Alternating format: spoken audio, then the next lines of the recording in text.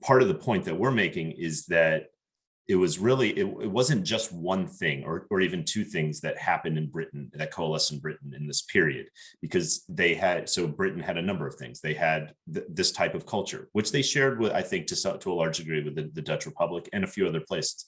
The idea that stuff like the scientific revolution that was happening at the time was more or less a pan-European phenomenon. It was certainly not something that was just happening in England.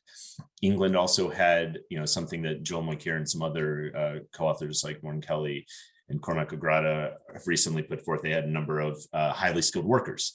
This was something that the Dutch had on different margins, but places like the independent cities of the Holy Roman Empire, for instance, had an abundance. This was from the old guilds of the medieval period. This is where a lot of that type of really highly skilled labor was being done.